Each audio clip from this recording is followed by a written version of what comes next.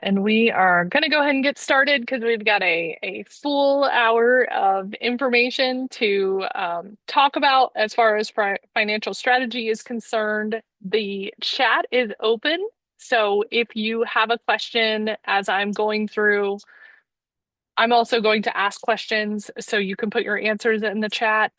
This is a meeting format, so at the end, if we have time, I will take questions there as well. So if you want to speak, you can do it at that portion as well. So today you are here as part of the Nevada SSBCI program. You probably signed up through the Nevada SBDC, which is administering this program for the Nevada Governor's Office. The SSBCI program provides technical assistance as well as there is a capital portion to the SSBCI program. You have the ability to sign up for one-on-one technical assistance through this program. It is at no charge to you as long as you are a business that is based in Nevada. The QR code is right there on the screen.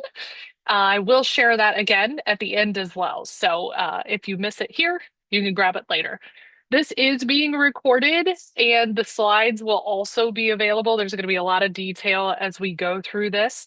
Obviously, financial strategy is an extremely important topic. It is a very big topic, and I tried to scale it down as much as possible into little pieces that are understandable if you are just starting out, right?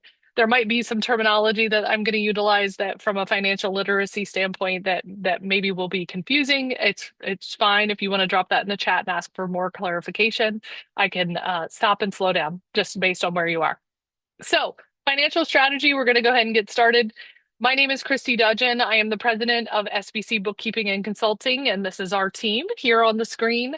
We are a partner of the Nevada SSBCI program and the SBDC to provide this training, not only these workshops, but also that one-on-one technical assistance. So we have attorneys on our team, as well as financial professionals, credit consulting.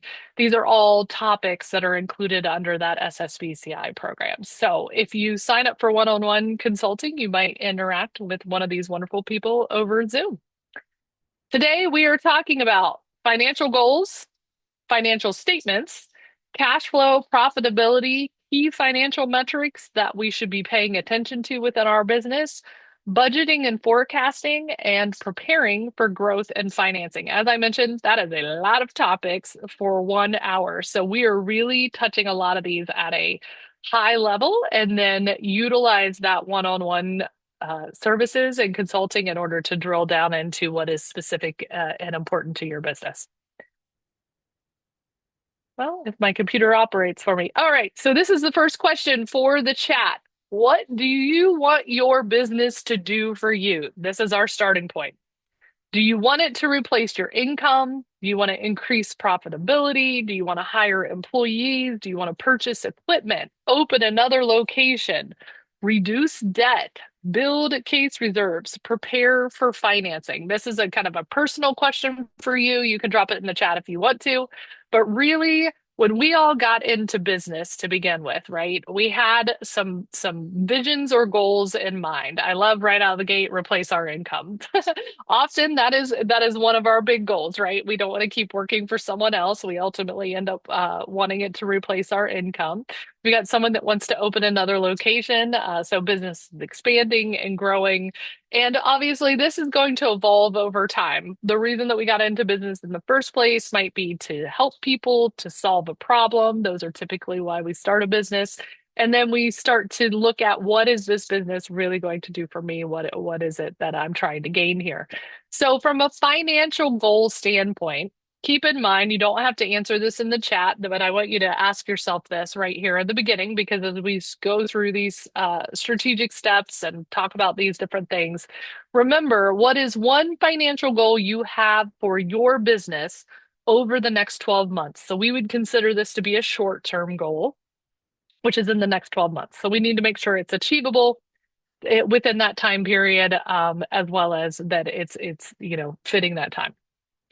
So a goal is not yet a financial strategy. So that's why we talk about goals first, because once we've got goals, then we can develop what is that financial strategy or what does that start to look like. So maybe your goal was, I want to hire another employee. And so then we build a financial strategy around that. And we say, what has to happen financially within my business before that hiring makes sense? One, we have to know how much that employee will really cost. So I get asked this question a lot. When I was in businesses before, I got asked this question a lot before I was a consultant. You know, how much should we pay someone? Well, that's the first step, right? We need to know what is the value of this employee? What is the salary expectation, the hourly expectation? What is it truly going to cost the business? That's only part of what it's truly going to cost us, right? There is more than just what we are physically paying them. So there's payroll costs that are involved in that. There's benefits that might be involved in that, training that's there that's going to be a true cost of the business. So we need to kind of break all that down and figure out what that employee is really going to cost the business. We still have people coming in. So I'm just going to keep letting people in and I'm just going to keep talking. You're going to see me jump back and forth here. How much additional revenue is needed? So we're really going to ask ourselves two-part question here when we say how much revenue is truly needed. It's not just how much revenue is needed, but also how much revenue could be gained by adding this person. So we look at what this role is or who it is we're adding, right? We're not just throwing people at the problem. We want to have a real reason why we're hiring this person. So in order to cover the cost of that employee, right? Their salary, those benefits, the burden as it's cost, those payroll costs that might be involved, then how much revenue do we actually need in order to cover that person? Now, depending on what that ultimately might end up, is this a revenue generating person? So are they producing the work that's producing the outcome, right? Are they someone who's sales oriented, so they're actually increasing the revenue? So that might look a little different. It's not necessarily a one for one, if that makes sense.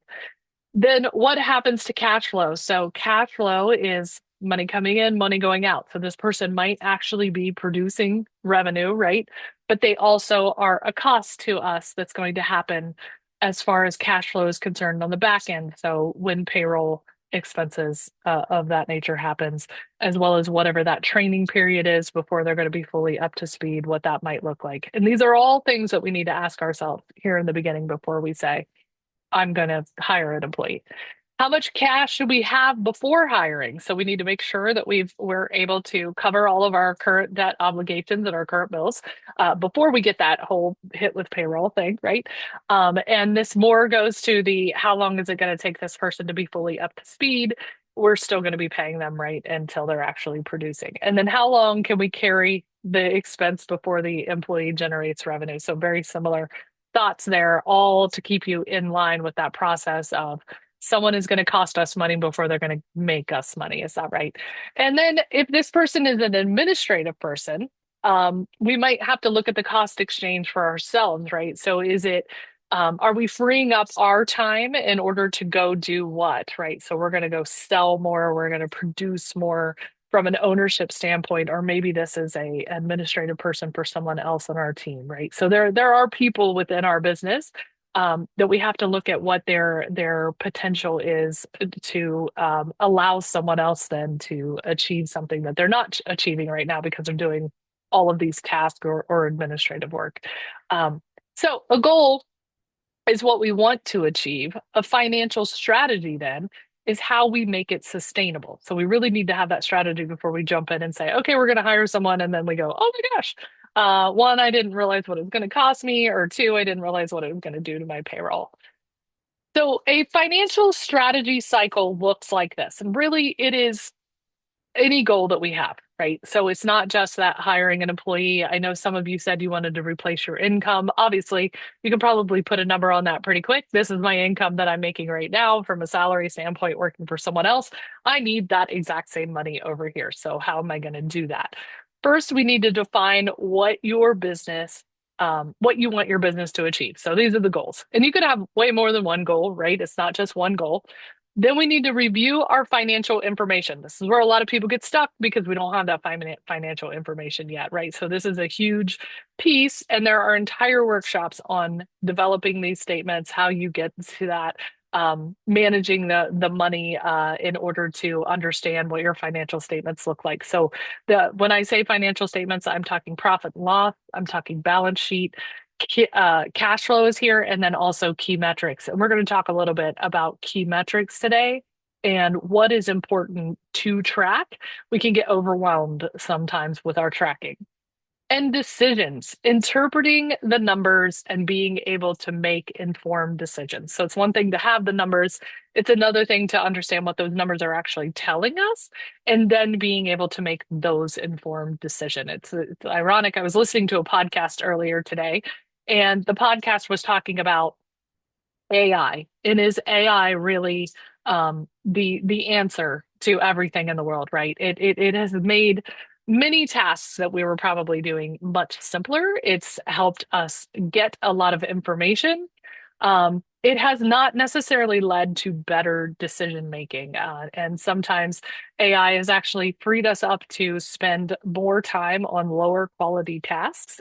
So it was a really ironic podcast that I was listening to, but it goes directly to this, right? We can be as strategic as possible. We can lay it all out there, but in the end, if we're not making a good decision regardless, AI is going to lead us down the wrong path and tell us that we're doing the right thing and it's amazing. I'm sure if any of you guys have used AI, it's your biggest cheerleader, right? And the whole time you're sitting there going, what you're telling me is completely wrong. Like, but thank you for being so nice and kind about it. But no, I need real solid answers here. So, knowing those numbers and really understanding what those are in the first place helps us make those better decisions. So even if we're talking to AI about it, we're able to say, no, that's not right, and no, that doesn't make sense.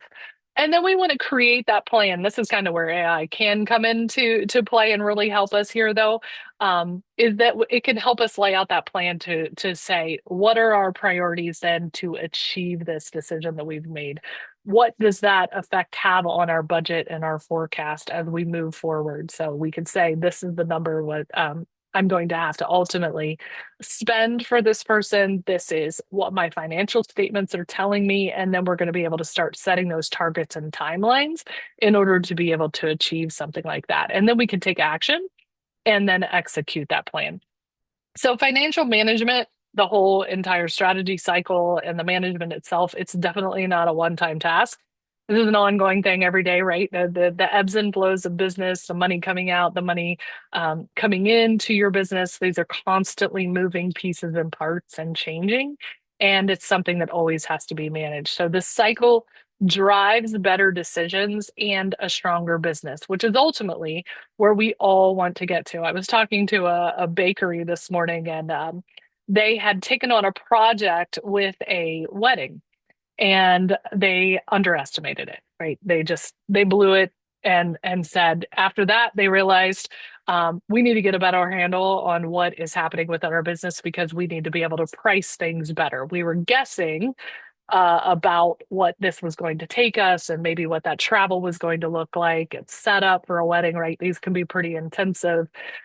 However, they realized once they had taken on the project that, whoa, they got in over their heads and they had not estimated it correctly based on the amount of time and energy that it took. So let's talk a little bit about financial statements then, because financial statements, knowing those numbers, having everything organized is extremely important for us when we're talking about strategy. So, number one report for business, most of you might be familiar with this. This tends to be the first report that most business owners will start to become familiar with because this is generally how our taxes get developed. It's one of the reports, but it also pretty much aligns with our taxes. It also shows us our revenue as well as our expenses, and we know whether or not our business is actually making money by looking at this report. So, top of this, it's exactly the structure that you see on the left-hand side. If you're not familiar with it, your income is going to be at the top. Then you're going to have cost of goods sold. These are also known as direct expenses. So these are expenses that directly influence the outcome of the sale. So if I buy a product and I resell a product, or I buy some raw materials, I create something, I resell it. Those are all direct expenses or cost of goods sold.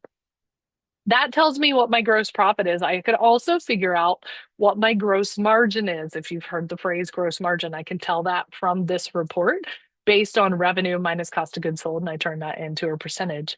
This is what's left over. And then I have my operating expenses, and these are usually the bulk of this report because these are the cost of doing business no matter what. You don't even have to sell anything. It's just the cost of being in business. So this is where we find our advertising, our utilities, our rent, depreciation, interest expenses that we may have. It's usually a much longer list. And at the bottom of this report, we find our net profit. It's often called the bottom line as well. So this is going to be a positive number or a negative number. So if it's positive, we're profitable. If it's negative, we have what's called a loss. Examples of time periods. So we can see this report with a specific period of time. So if I want to look at it just from today to see what the business did today, I can pull the report for that. I can look at it for the week, the month, the year to date. I can look at it last year. I can do comparisons. There's really cool stuff when you've got the data over time. A lot of business owners will get to the point where they say, what did we do on this exact day 2 years ago or a year ago, right? And so we want to see if the trend on a particular day. This could be a seasonality rate thing, depending on what your business is. Year to date is a big one, and year to year is also a big one. When we are starting out in business, we generally want to see our profit growing year after year, right? We often are going to have a loss there in the very beginning, and then eventually we're going to continue to grow. So we need to track it, we need to understand it, and then we need to use it to make better decisions. So, what should we look for when we're looking at the profit loss? We want to see, is our revenue growing? Look for consistent growth over time. Now, this is if we're in growth mode, right? There are businesses that are past growth mode and we're just kind of sustaining. We definitely don't want to see it dipping, or if it is dipping, we want to know exactly why. But we're not going to know that unless we're looking at this report, right? So we want to see it go up or down or sustain, depending on whatever our goals were for the business. Is our gross profit healthy? So a strong gross profit gives us room to cover all those other expenses. So remember, gross profit is just revenue minus those cost of goods sold or those direct expenses. So we've got to be able to cover those first. Usually we can look at these in percentages also. So our cost of goods sold might be a percentage of our revenue. Our overhead might be a percentage of our revenue, and then our profit is a percentage of the revenue, right? And so these numbers add up then to be 100. Are our expenses increasing faster than our revenue? So is our revenue going up, but our expenses are growing and growing and growing? So, right, if our expenses are growing, our profit is going down. And if they are growing, why are they growing? And if our revenue is not keeping pace with that, maybe we should have done a price increase or something like that at some point, or maybe we lost a big order, we lost a contract, those kinds of things. So those could explain why our revenue is not growing as fast. All questions that I can answer just like I'm going through it right there. What happened? Why is my revenue lower? Why are these expenses growing? What exactly line items in these expenses are growing? Is it time to negotiate with some of my vendors? Is it time to negotiate with my insurance company or whomever that may be so that I can try to bring those costs down? Why am I spending so much on this when I don't feel like I'm receiving some kind of return on that? Is the business consistently profitable? Again, if you're just starting out, your business may not be profitable, right? But are we getting more to a profitable position? And then year after year, after we've been in business for a little while, obviously we want to see that profit grow until we're meeting that budget or our expectations. And every industry is different as far as what this cost of goods sold, as far as your gross profit's going to look like, and then what your profitability can look like. So in the business that I'm in now in consulting, consulting has very little cost of goods sold because it's just the nature of the business that we do. I come from a very big background in the service industry, landscaping in particular, very high cost of goods sold in that particular business. And so the profit margin there is very small in comparison to what a consulting business or something of that nature can be. What changed last month or last year? So, what different periods are we looking at and why? And why did those changes happen? So, a profit and loss summary, an example of it over to the right here, you can see revenue this month, last year during the same month. And then we can tell, is it green, red, right? Is it trending up or is it, or is the red growing? Cost of goods sold this month, last year. So we could see that our cost in this particular business, our revenue was a little bit less, but our cost of goods sold was way less. Are they tracking at about the same percentage with their trend? What's our gross profit look like in the end? That's what we really want to look at. And then also our gross profit percentage. And then we see our operating expenses too. Operating expenses have gone up, we can tell. And then our net profit. So in the end, when you're really paying attention to this, and I've been in businesses before where we're in this mode where we say we want to grow, we want to grow, we want to grow. And so we're sell, sell, sell, and we're out there and we're looking at that top line revenue and we're saying, oh my gosh, we sold $1 million or $2 million or whatever it may be. And in the end, we have less profit than what we did maybe the year before. And it's really analyzing that and diving in and saying it's not always about the revenue, right? It's also those expenses and controlling those expenses are very big because who wants to work harder to make more money in the end to really, in theory, make less? None of us, right? That's probably not what you said in that very first thing. What do you want the business to do for you? You didn't want to work 120 hours a week, as some of us figure out happens in our small businesses, only to find out we're making less profit. No, that doesn't make sense. So the key question in all this is why did this change? Numbers tell you what happened. You need to understand why. Mario said a very valid point. It depends if you were expanding. Yes. If you had budgeted and decided to make less profit because you are doing certain things within the business, right? So you were expecting the expenses to go up, then absolutely, as long as it aligns with your expectations. That is a good point, Mario. Thank you.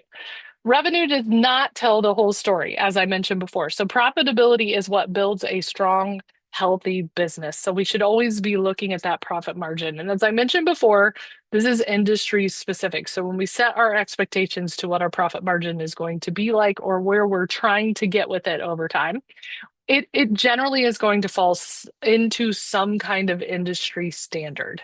And then we try to beat that, right? So we could say, oh, I'm going to be slightly more profitable than my competition.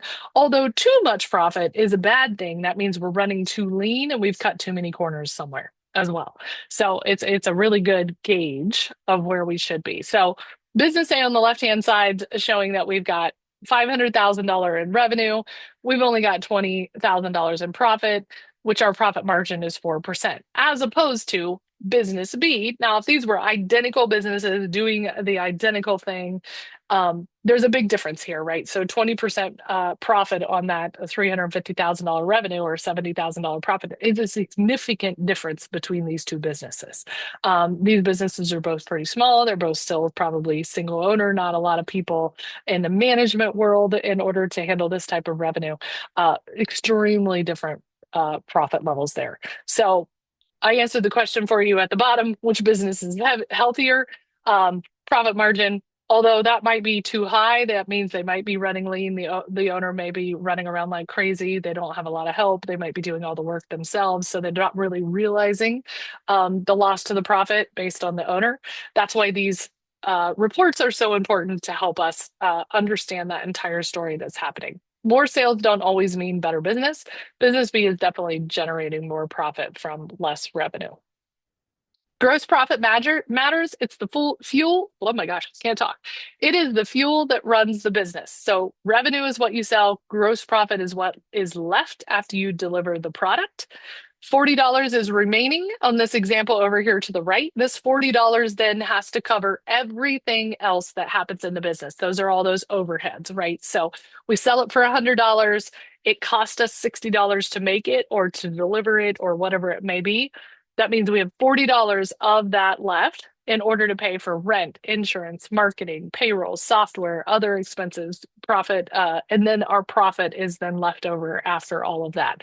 Now, not saying that's possible, that's not possible, because it is definitely possible. It depends on what the business is. Also depends on the volume of what's being sold there. So that is definitely one thing that you want to keep in mind and track and look at to understand if that remaining $40 is really going to cover all the rest of that stuff. So key takeaway, more sales does not always mean more profit. Healthy gross profit gives you that room to cover all those costs that you need to cover. Next report, second most popular report for business is the balance sheet. This is a snapshot of your business at one moment in time. So the difference between the profit and loss is that we could look at a particular period in time. The balance sheet is what are the balances today? Or what are the balances last week? Not over January 1 to December 31st. So I get this question a lot, and it's kind of confusing with QuickBooks because it allows you to pull the report and you think you're pulling the report for a period in time when really it only matters on what that last day that you're pulling it for. So it's going to show you that if you had incorrect or inconsistent accounts and those balances have been wrong over time, they're still going to be wrong. If you tried to fix it as of January 1 and you think that's going to fix everything just by pulling it between January 1 and now, it's not. It's still going to show you those incorrect balances that you might have in the system for the last 5 years, if that's how long you've had it.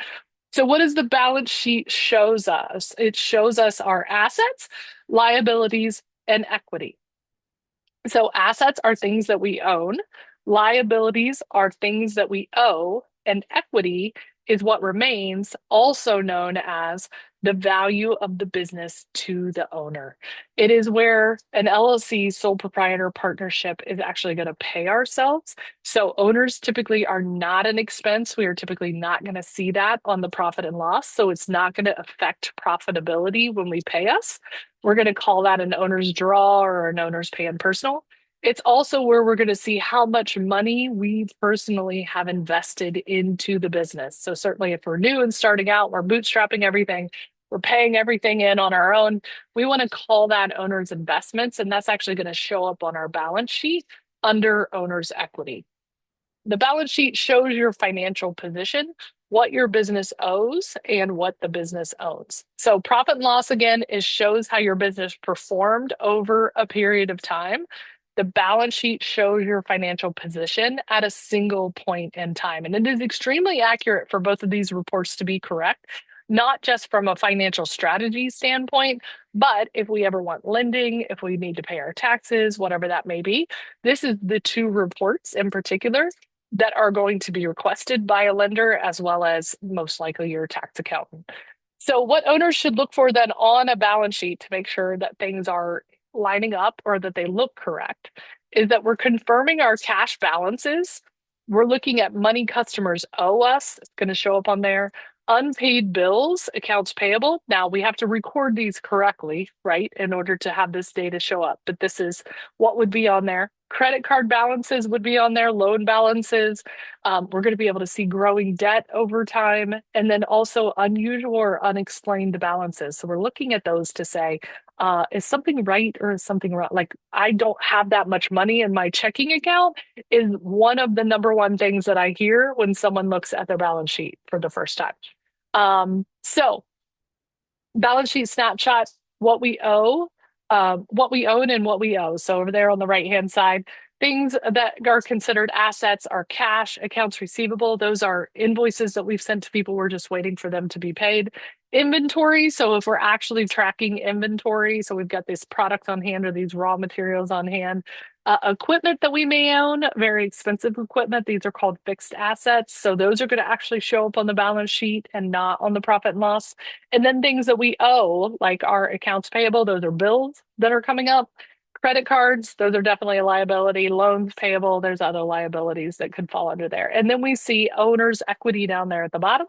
So what remains, and that owner's equity, as I mentioned before, is money that the owner has put into the business, as well as then money that the owner has taken out.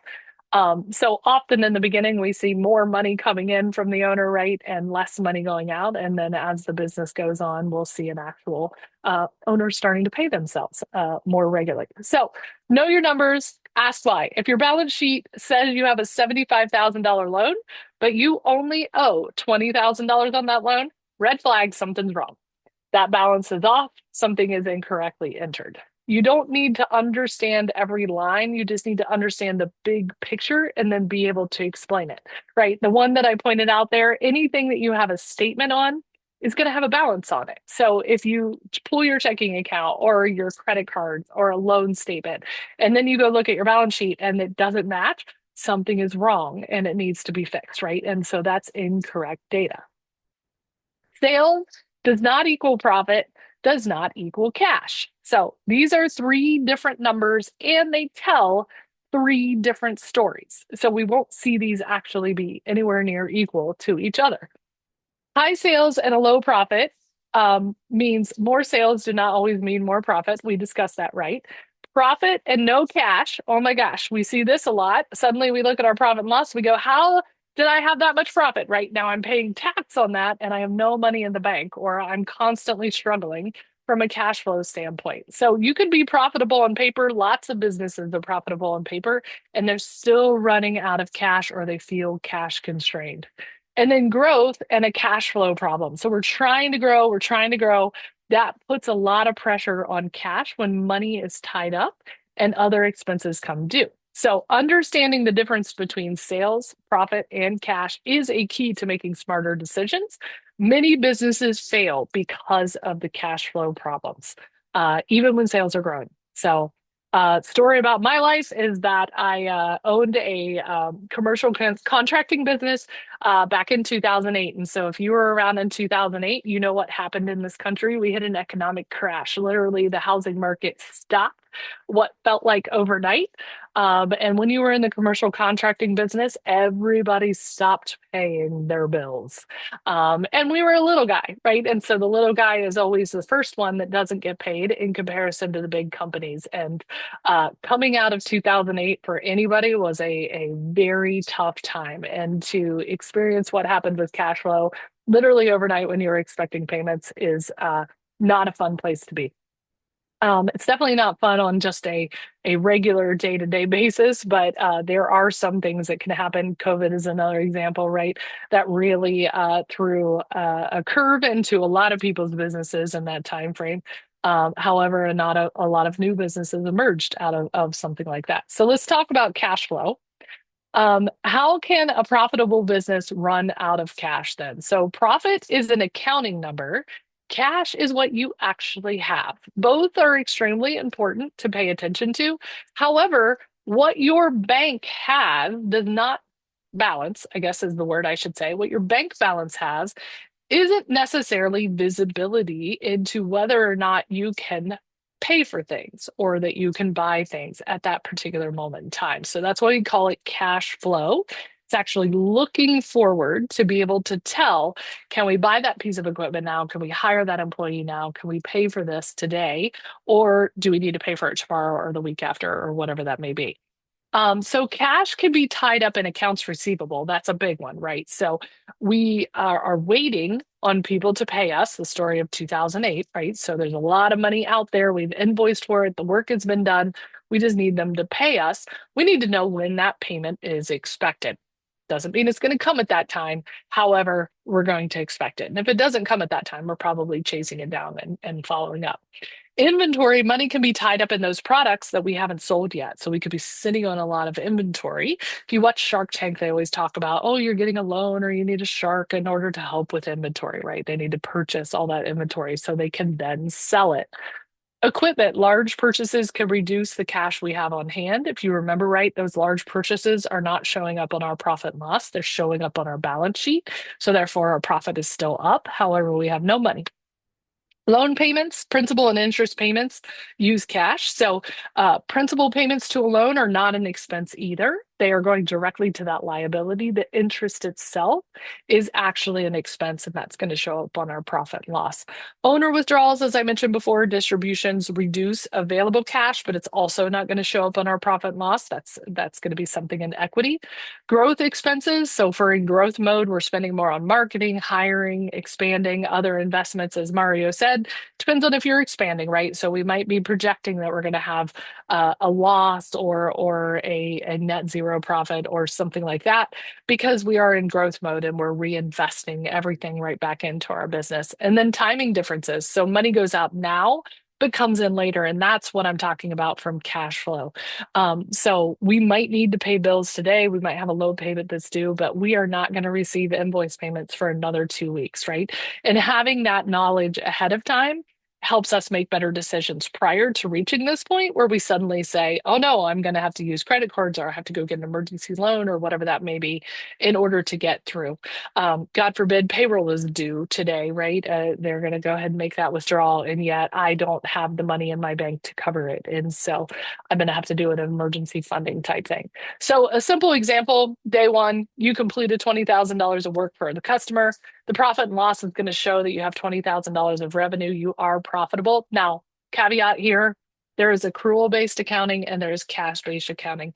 And what that is mentioning right there, showing that revenue on there, is accrual-based. If you are in cash-based accounting, you're not going to see that revenue on that profit and loss until the day it actually hits the bank. So there's two different ways of looking at things. But technically, the appropriate way to do this would be to recognize that revenue has happened. It's going to show that you've already received that revenue, even though your bank account is not going to reflect that yet.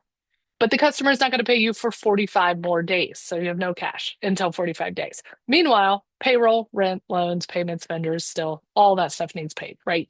So you can show profit on paper and still not have the cash to pay your bills. So cash flow is extremely important.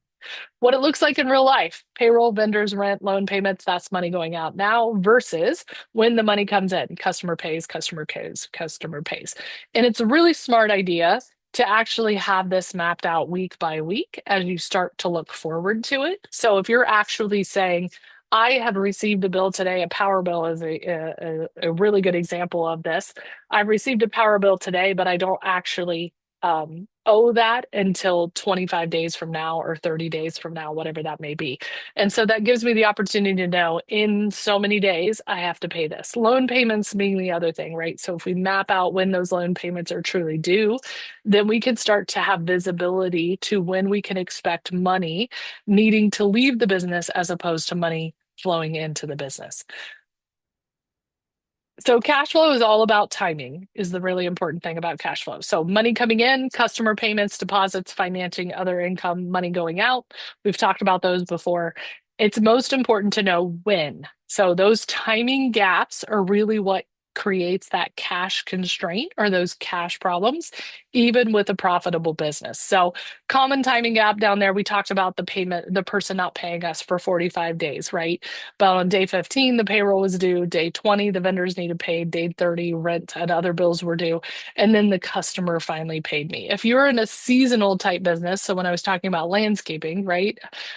Landscaping plus snow removal was actually in our world, maybe not so much in Nevada, maybe certain areas, but the seasonality of those types of businesses, right? And especially when you're doing snow removal, you are buying equipment or you are renting equipment, you are buying the de-icing products or whatever it is that you're using way at the beginning of the season, right? So you front loaded a lot of those expenses, and it's going to be a long time before you get paid, even if you do ever get paid, right? Because that's one of those businesses that when it snows, it's wonderful, it's high revenue, but then again, there's no guarantee it's ever going to snow. Landscaping can be very much the same way, right? It's seasonal. It depends on water availability, whether plants are alive, if we've got to maintain them. Basically, what's happening out there with Mother Nature is controlling all of that. Building a cash cushion, extremely important from a financial strategy, no matter which one you're trying to achieve, right? So we talked about in the hiring an employee that we needed a cash cushion. So how many months could your business operate if revenue suddenly slowed? So I use the example of 2008 when the economy crashed. How long of a cushion did businesses have to sustain that? I can tell you the nature of the business that I was in. It was not long enough. We ultimately ended up closing the business because we couldn't sustain any longer. It provides stability in uncertain times to have that cash cushion. It helps you make better decisions and it reduces stress and increases confidence. Now, I can't say the economy is going to crash for everyone, right? Many of us are in business and we'll never experience, and hopefully we never experience anything like that again that happened in 2008. However, having that cash cushion in case someone is supposed to pay you at 45 days and it takes them until 90 to do so, right? And so we've can't necessarily live 100% by that clock. But again, we're probably chasing that money, as well as if it's during the seasonal time. So if you have that seasonal business, maybe you have several months out of the year where you have very little revenue, and then the revenue ramps up at another period of time. You still have to pay all of your bills throughout that time period where you have no revenue. So you've got to have that cash cushion. Considerations essential for monthly costs, right? Payroll, rent, loan payments, all that stuff still happens. Same as when we're starting a business before we've ever made money, right? Those are those overhead costs that happen no matter what. And then maybe at this point we've added in some loan payments as well. So be intentional, not perfect. This is something that you're going to test.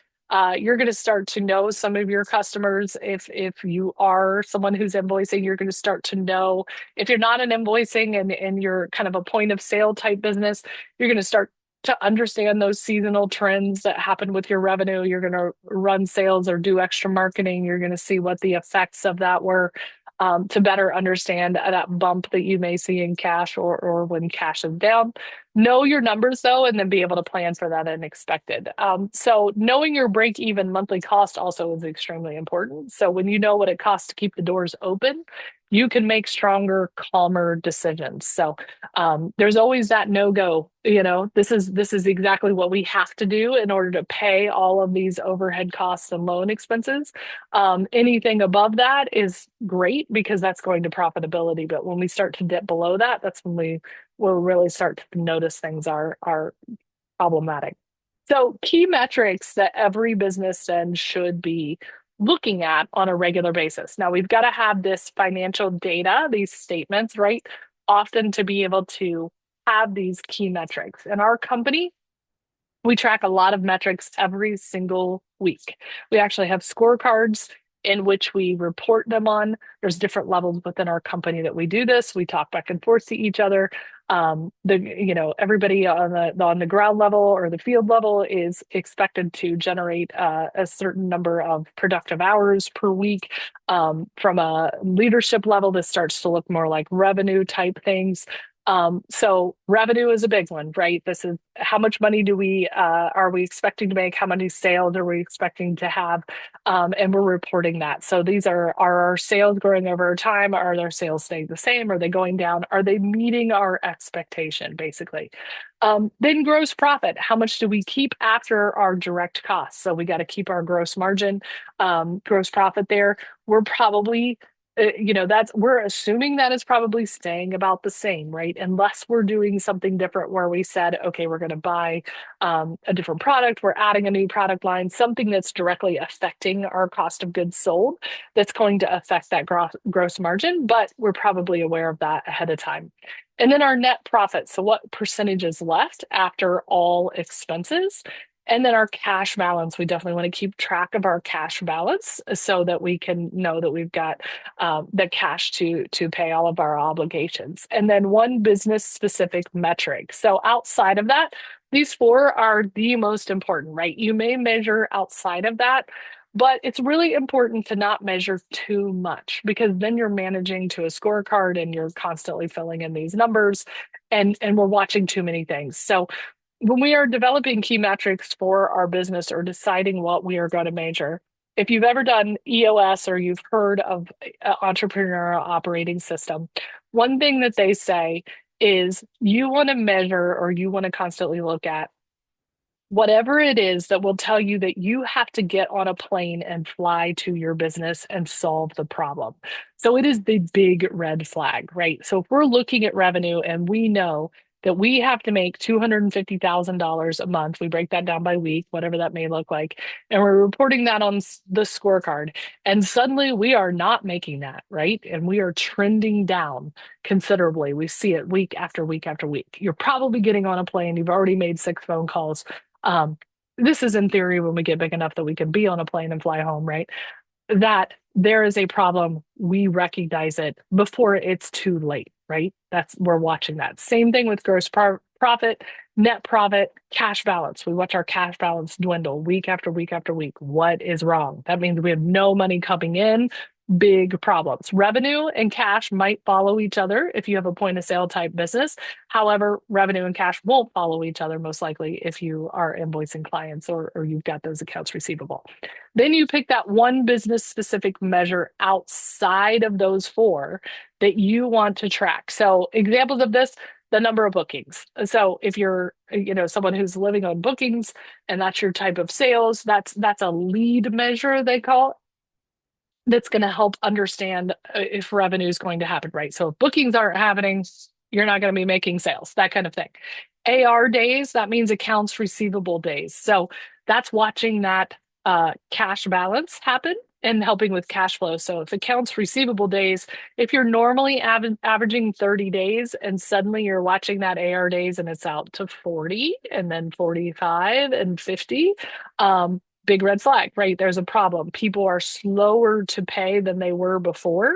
And you have a cash flow expectation that they're going to be paying on 30 days and not 45.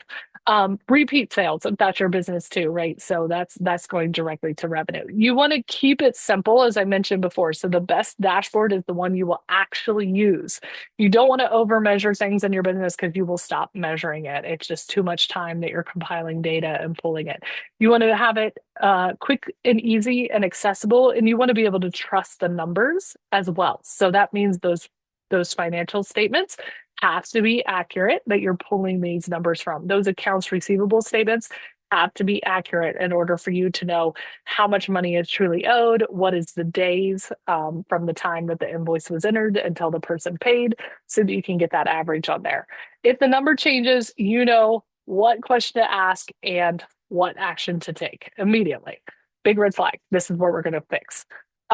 Focus is better than noise. So a few meaningful numbers will be a long list for you to ignore. And there's different people within your company as you start to expand the company that are going to be responsible for different numbers that are on here, right? And so as I mentioned before, our consultants or our team have certain numbers that they're responsible for, and then our leadership team has different numbers that they're responsible for. And part of that is the sales team as well as the operations, and people are paying attention to those numbers and they own the results of those numbers. So better questions equal better decisions and better results. Numbers tell you what happened. Good metrics help you decide what to do next. When we look at revenue specifically, is it growing? Is it consistent? Is it consistent?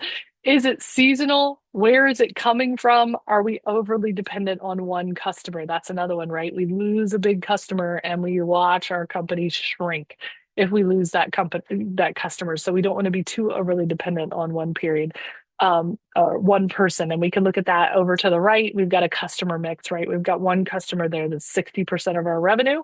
If we were to lose that customer, what happens to the rest of the company? Look deeper. We should understand it by product or service, also customer and time period, and we should see those trending. And then an example, a business may have growing revenue, but it's 60% comes from that customer. Then we've got our profit margin. How much of every sales dollar are we actually keeping? So we looked at this example before, and we can figure out our net profit margin here is 8%. If 8% is what we're expecting, then we're going to be watching that trend, right? So we're going to every day, every week, every month, as we're looking at that period in time from our profit and loss, we're going to be expecting it to be right around 8%. Some days will be higher, some days will be lower, right? It just depends on when things are actually hitting, as far as when we're hitting revenue or we're hitting expenses. So that's why we want to look at it somewhat in a larger period of time than maybe just one day. Growing revenue is good, but shrinking margin can obviously hurt our bottom line. And there are multiple things listed there on the bottom that we've already talked about that can affect that.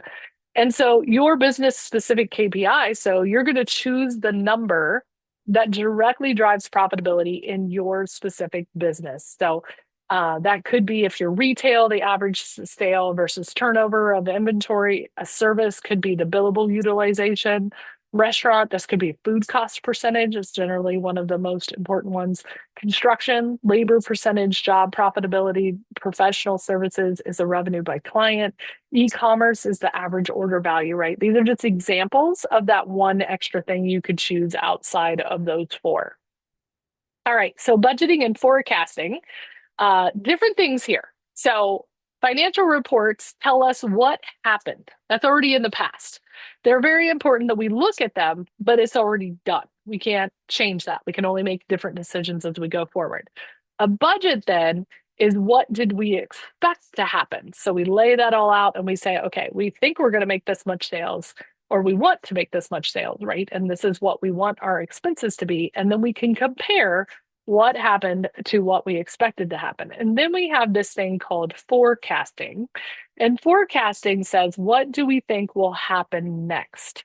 And so forecasting actually is pretty fun in the world of business. I've done this with several businesses before because you're saying, all right, maybe if we sold 2% more than what we're budgeted for, what would that then look like? Or maybe if we're 5% less, or whatever that may be. And so we get into the we're dreaming phase or realistic phase, and then we can bring it back. And that also helps us understand if there are changes with our budget. Maybe we are selling more than we anticipated, maybe expenses are more. We can really use that forecast to try to figure out what that might look like based on where that is. So a simple management cycle here, reviewing monthly, improving consistently or continuously, and growing with confidence. That's the key. So plan what you think will happen, compare it to what actually did happen. Those are those financial statements, right? And then understand why it was different. And so we talked about all those things to look for on our profit and loss and balance sheet. And then we adjust. So we always have to be adjusting. And this is constantly every month. This is a thing that you'll do as your business in order to make sure that you're still on track. And if you're not on track, why are you not on track? And then you adjust, right, to fix it. And so make it a habit. You're probably always going to want to do this when all of your financials have been reconciled. That is when they are the most accurate. So, reconciling is the process of going through and making sure all of the values that you have on those statements then match up to your bank statements, your loan balances, those kinds of things. And that should be an every month process. If you're not there, you need to work on getting yourself to there and understanding kind of how those numbers are put together, or work with someone who can help you get there. But if our budget of revenue is $40,000 and our actual revenue was 34, that means we have a $6,000 difference, and we want to ask ourselves why, and we want to understand why that is. And it could be because a customer delayed an order, seasonality was stronger than expected, sales are slow, pricing changed, contract or a contract began later than expected. And so when you work with someone, an accountant, a consultant, a loan officer, whatever it may be, right? Someone's looking at your financials.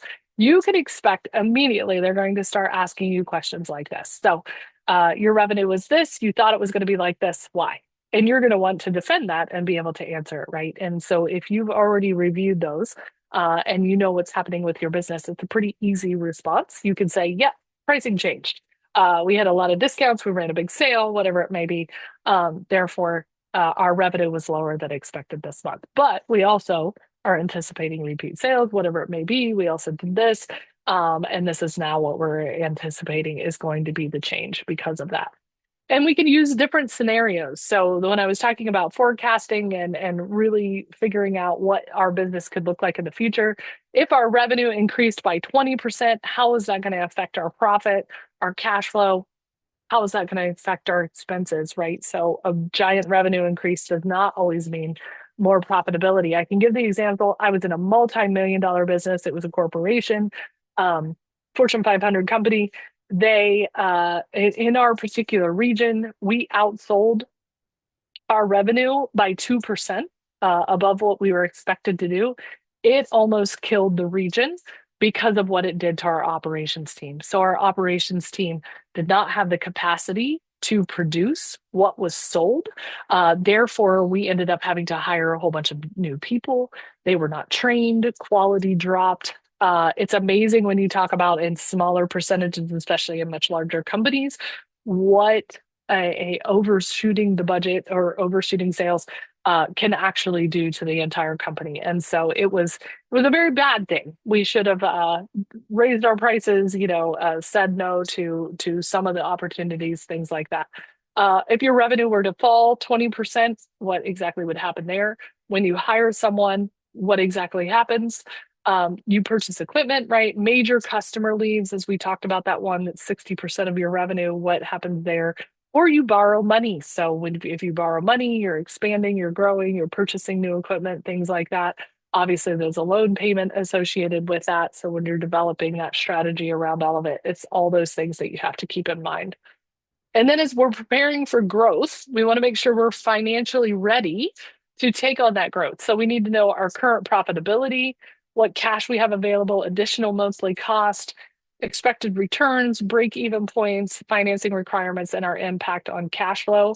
So we use that example of hiring a new team member. So if our hiring cost for that person is $65,000 annually, what additional gross profit does the business need?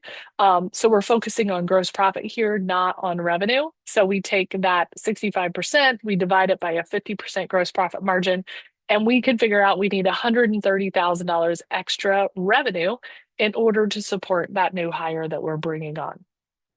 So we could turn those ideas into financial growth.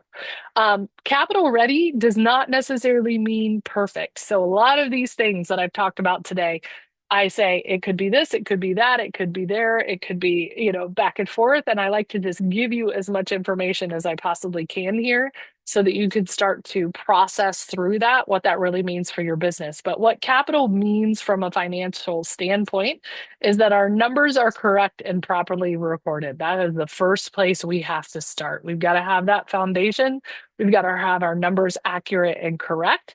Then we've got to have everything current. So we've got to stay current. So this is an every month ongoing thing that we've got to continue doing.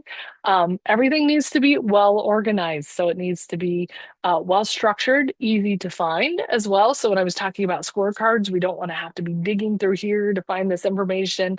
Same thing with your financials. We need to be able to grab those quickly, be able to talk to them and explain them. That's the fourth one. It's got to be explainable.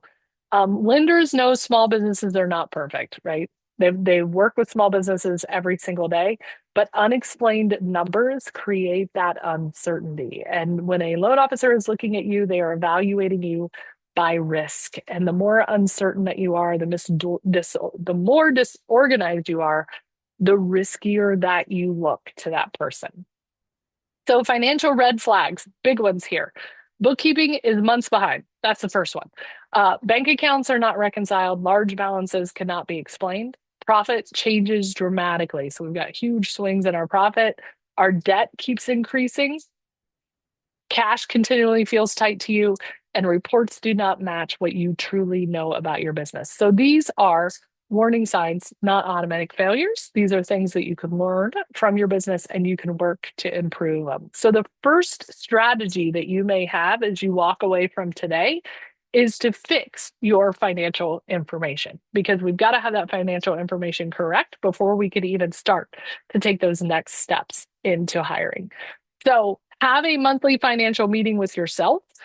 This is where you are reviewing your profit and loss, your balance sheet, your cash, those KPIs that we talked about, forecasting what's going to happen next. What does the next 3 to 6 months look like? What are our goals? What are our opportunities, challenges, scenarios? Set that date with yourself, even if it's just you and nobody else, and look through them. And this really starts to help you build those financial habits, to help you spot those problems early and to support those way smarter and better decisions. So next 3 steps, choose 3 actions here. You want one number you're watching, one thing you can improve, and one financial goal. So at the very beginning, I asked everybody, what do you want to accomplish in the next 12 months, right? What is one financial goal for your business in the next 12 months?